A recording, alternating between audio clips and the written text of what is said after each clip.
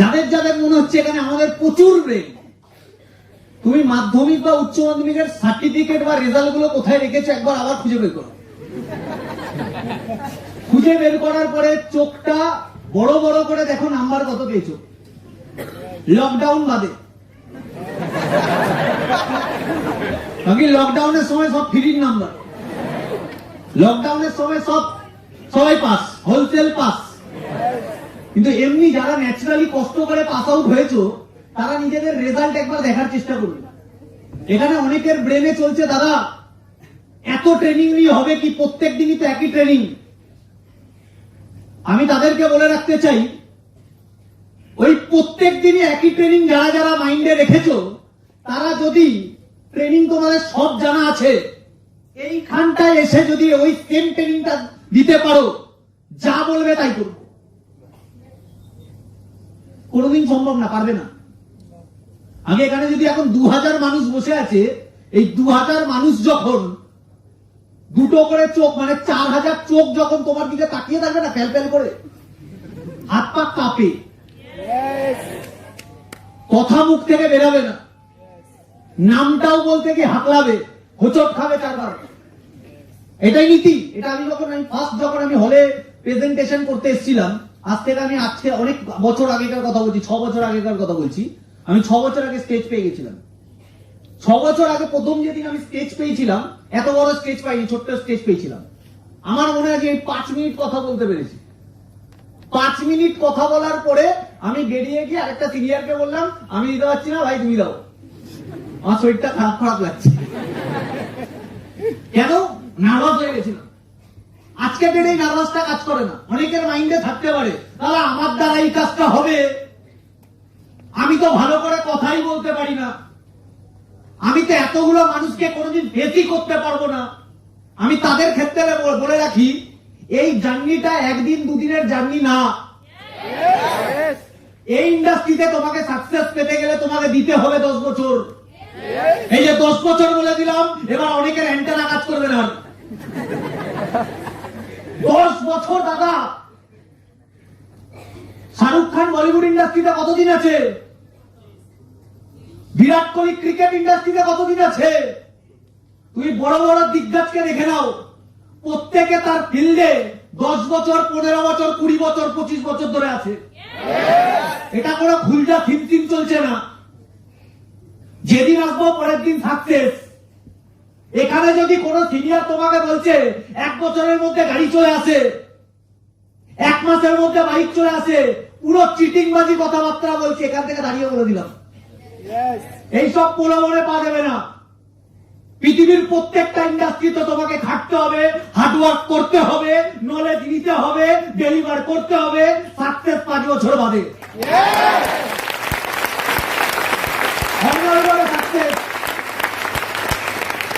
Success যদি সোজা হতো, প্রত্যেকের বাড়ির বাইরে মার্সিডিজ দাঁড়িয়ে থাকতো।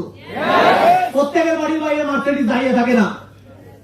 প্রত্যেকের বাড়িতে সচিন তেন্ডুলকার থাকতো, প্রত্যেকের বাড়িতে শাহরুখ খান থাকতো, থাকে না প্রত্যেকের বাড়িতে শাহরুখ খান। আগে ওরা যা স্ট্রাগল, ওরা যা স্যাক্রিফাইস, ওরা যা সুপ্রিম কম্প্রোমাইজ করেছে, আমরা সেটা করতে পারবো না। বিরাট কোহলিকে একটা রিপোর্টার জিজ্ঞাসা করছে, বিরাট কোহলি হয় হেভি সোজা, বিরাট কোহলির লাইফস্টাইল হেভি। বিরাট কোহলি ব্যঙ্গা একটু হাসতে হাসতে বলছে হ্যাঁ হেভি সোজা, আপনি হন তাহলে?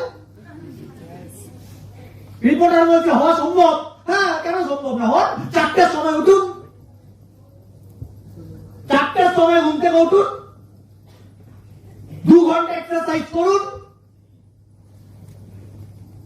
ভেগান হন, চিকেন ছেড়ে দিন, সবকিছু সেদ্ধ, না থাকবে সুগার, না থাকবে সল্ট, না থাকবে চিনি, না থাকবে নুন লবণ, সেদ্ধ খাবার খান, 12 ঘন্টা টানা রোদে প্র্যাকটিস করুন।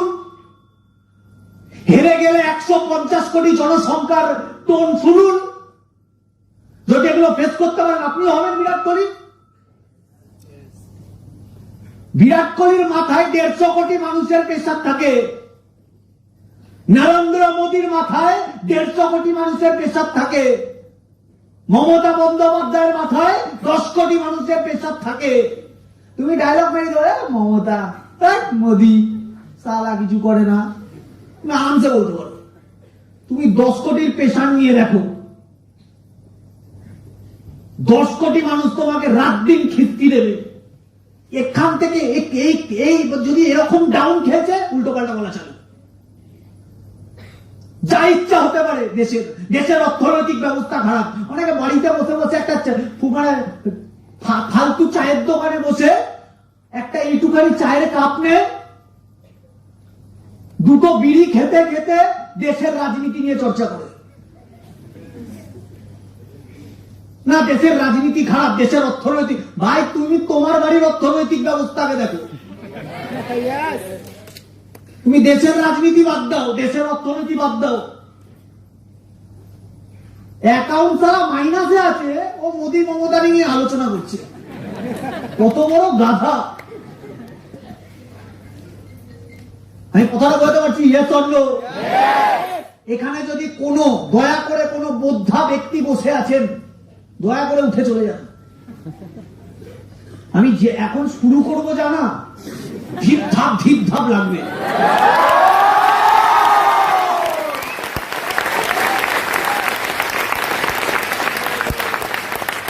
এত লাগবে, এত পরিমাণে লাগবে, কিছু বলতেও পারবেন না। আগে এই দুনিয়াটা ভাই বোদ্ধাদের নাই, দুনিয়াটা যোদ্ধাদের। এখানে যুদ্ধ করে বাঁচতে হবে।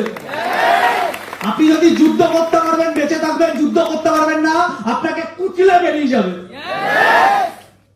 বুঝতে পারছি কথাটা? ইয়ে চন্দ্র, এখানে যুদ্ধ করতে হবে, বস কনসাস থাকতে হবে, ফোকাস থাকতে হবে। 1 মিনিটের জন্য ডিফোকাস হলে চলবে না। প্রত্যেকটা কথা কাজের কথা বলবো। এখানে সব সত্যি নিন্দা হবে, কোনো মিথ্যে প্রশংসা হবে না। পৃথিবী ধ্বংস হয়ে যাচ্ছে কেন? মিথ্যে প্রশংসা করে করে। আজকের ডেটে দরকার কাদের? ভগৎ সিং। কাদের দরকার? নেতাজি দরকার। কোন বোদ্ধা দেখবে 4-5খানা নিউজ চ্যানেলে বসে, ও বোদ্ধাগুলো যদি ওদেরকে জিজ্ঞাসা করো, বলবে হ্যাঁ আমার বাড়িতে না, পাশের বাড়িতে। মরলে কার মরবে? পাশের বাড়ি। হবে না এসব। যুদ্ধ করতে হবে আপনাকে, যুদ্ধ করতে হবে তোমাকে। আমি কথাটা বলতে পারছি, ইয়েস অর নো? আগে এখানে অনেক ব্যক্তিত্ব আছে যাদেরকে মুখ চোখ দেখেই বোঝা যাচ্ছে গৌতম গম্ভীরের ছেলে। সবসময় চুপচাপ। কি হয়েছে ভাই? আমার বাড়িতে একটা পেট আছে, ছোট্ট বাচ্চা কুকুর। ও মাঝে মাঝে এরকম হয়ে যায়। ওকে মাঝে মাঝে বলি, কি হয়েছে ভাই তোর? রেগে আমি তো তোমাকে দেখাতে পারবো না, দাঁত খিচিয়ে।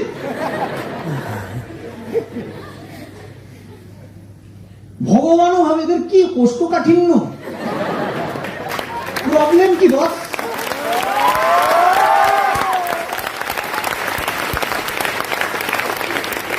প্রবলেম কোথায়? না আমার এই পরিবেশটা ভালো লাগছে না, যাও কাশ্মীরের পুলওয়ামা হামলা, ওখানে বসতে হবে, তাহলে ওটা ভালো পরিবেশ। সাকসেস নিয়ে কথা হচ্ছে এখানে, বাজে কথা হচ্ছে না। যদি এই পরিবেশ ভালো না লাগে, কোন পরিবেশ ভালো লাগে ভাই? আইপিএল, বিরাট কোহলি, জুয়া, লটারি, মদের ঠেক, কোন পরিবেশ ভালো লাগে? এবার বুঝবে, হ্যাঁ ঠিকই তো বলেছে। পরিবেশ কোনটা? এটাই কি পরিবেশ বলে, যেখানে সাকসেস নিয়ে আলোচনা হচ্ছে, আর কি নিয়ে আলোচনা হচ্ছে?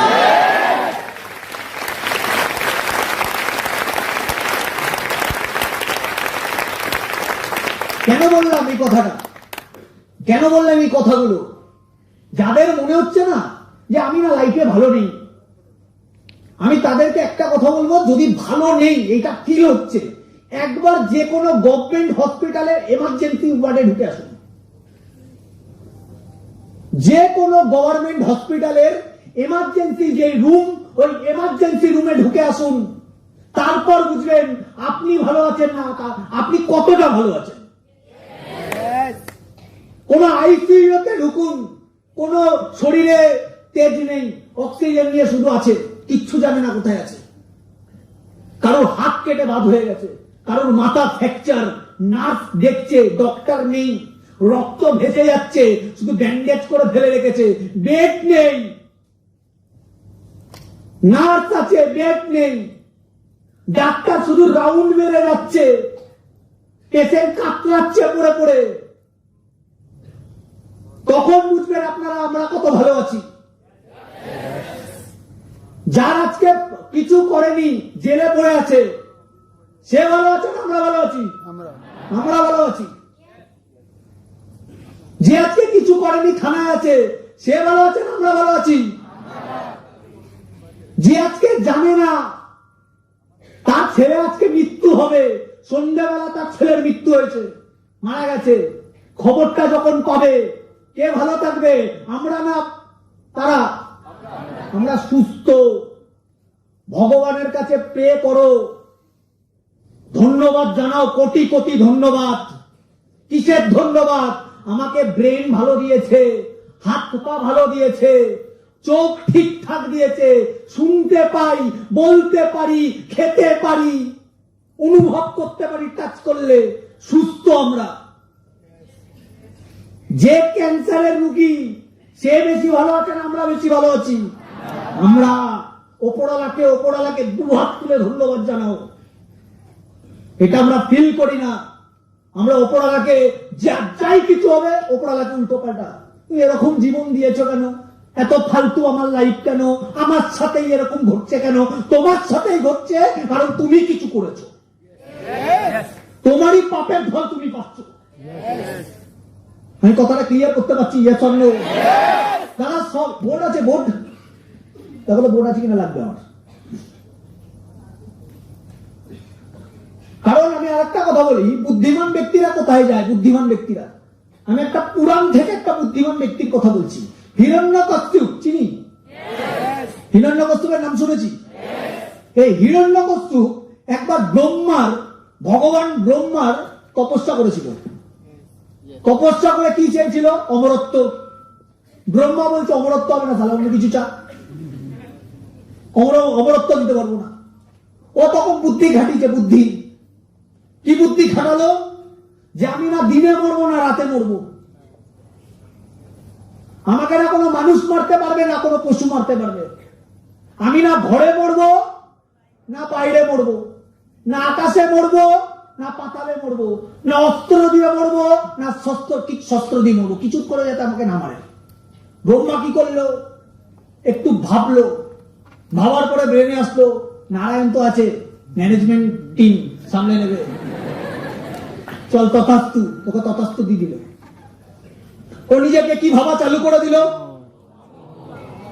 ও নিজেকে গড ভাবা চালু করে দিল। ঝামেলা কার সাথে করছে? প্রহ্লাদ, ভক্ত প্রহ্লাদের সাথে প্রত্যেকদিন ঝামেলা, ওকে মানতে হবে। প্রহ্লাদ কে বলছে নারায়ণ বলে কিছু নেই, নারায়ণের থেকে আমি বেশি পাওয়ারফুল। লাস্টে কি হলো সবাই দেখেছি, নারায়ণ আসলো। কোন রূপে আসলো? নরসিংহ রূপে আসলো। কি করলো? ওকে চৌকাটে নিয়ে আসলো। এবার ও বলছে আমাকে তুমি মারতে পারবে না। বলছে কেন মারতে পারবো না? বলছে আমি সকালেও মরবো না রাতেও মরবো না। বলছে এখন এটা গধূলি সন্ধ্যার টাইম, সকালও না রাতও না। বলছে আমি না ঘরে মরবো না বাইরে মরবো। বলছে আমি চৌখাটে আছি, না আকাশে মরবো না পাতালে মরবো। বলছে তুই কোলে আছিস, না মানুষ মারতে পারবে না পশু মারতে পারবে। বলছে আমি নরসিংহ কম্বিনেশন। বলছে না অস্ত্র মারতে পারবে না শস্ত্র মারতে পারবে, আমি নখ দিয়ে তোকে মেরে দেবো। এখন প্রত্যেকটা বুদ্ধিমান ব্যক্তির একটা জায়গায় শেষ হয়ে যায় বুদ্ধি। এখানে বুদ্ধিগিরি চলবে না, এখানে নলেজ চলবে, এখানে অভিজ্ঞতা চলবে। বুদ্ধি রাখো, সঠিক জায়গা রাখো, উদ্দেশ্য ইন্টেনশন। বুদ্ধি ভালো জায়গায় লাগাতে হয়, খারাপ জায়গায় না। কারণ ক্ষতি করার জন্য বুদ্ধি লাগাতে নেই, ওটাকে বুদ্ধি বলে না, কুবুদ্ধি বলে। আর একটা এরকম ছিল মহাভারত থেকে আমরা দেখেছি, দুর্যোধন, অর্জুন আর দুর্যোধন, কৌরব আর পাণ্ডব। কৃষ্ণ বলেছিল আমি কি করবো? অস্ত্র তুলবো না, আমি অস্ত্র তুলবো না, আমি কিছুই করব না। আর আরেক দিকে থাকবে আমার লক্ষ লক্ষ নারায়ণী সেনা, যারা কোনোদিন যুদ্ধ হারেনি। কিন্তু এই দুটোর মধ্যে কাউকে চয়েস করতে হবে। কিন্তু পাবে কাকে? কে পাবে? যে আগে আসবে, সে যাকে আমি আগে দেখবো তাকে। কি করেছে দুর্যোধন? আগে আগে চলে এসছে, সে আগে আগে এসে কি করেছে? মাথার উল্টো দিকে বসেছে, এইদিকে মাথা, ওইদিকে বসে আছে। আর কৃষ্ণ অর্জুন কি করেছে? পায়ের সামনে গিয়ে পা ধরে বসে আছে। পা যখন ধরেছে চোখ খুলে গেছে। কাকে দেখেছে? অর্জুনকে। অর্জুনকে বলেছে বলো মিত্র। তখন মাল খেপে গেছে দুর্যোধন, আমি আগে এসছি তো, এটা তো নাই যাবি। তখন বলেছে আমি যাকে দেখবো বলেছিলাম, তোমাকে আমি দেখতেই পাইনি, তুমি তো মাথায় চড়ে বসে আছো। বলে না, এটা ঠিক না। অর্জুন বলছে ওকেই আগে দিন, ওকেই বলার সুযোগ দিন। দুর্যোধনকে অপশন দিল, একদিকে আমি একা অস্ত্র তুলবো না, স্বার্থী হব, স্বার্থী। আর আরেকদিকে আমার লক্ষ লক্ষ নারায়ণী সেনা, যারা যুদ্ধ করবে, কোনোদিন যুদ্ধ হারেনি। তাও বুদ্ধি খাটালো, একে লাভ নেই, এটা যুদ্ধ করবে না। আর এই লক্ষ লক্ষ সেনা যে কোনোদিন যুদ্ধ হারেনি, এর যুদ্ধ ওরা যুদ্ধ করবে। তাহলে কৃষ্ণকে নেব না, কাকে নেব? কাকে নিয়েছে? নারায়ণী সেনা। অর্জুনকে জিজ্ঞাসা করেছে, অর্জুন বলছে তুমি থাকলেই হবে। বুদ্ধি কাকে, কার সঙ্গে লাগিয়েছে? কৃষ্ণের সাথে লাগিয়েছে। কুন্তি ওইদিকে বুঝিয়ে দিয়েছিল, কুন্তি মাতা কুন্তি এটা বুঝিয়ে দিয়েছিল, যেই দিকে কৃষ্ণ আছে সেই দিকে ধর্ম আছে, যেই দিকে ধর্ম আছে জিতবে সেই দলই।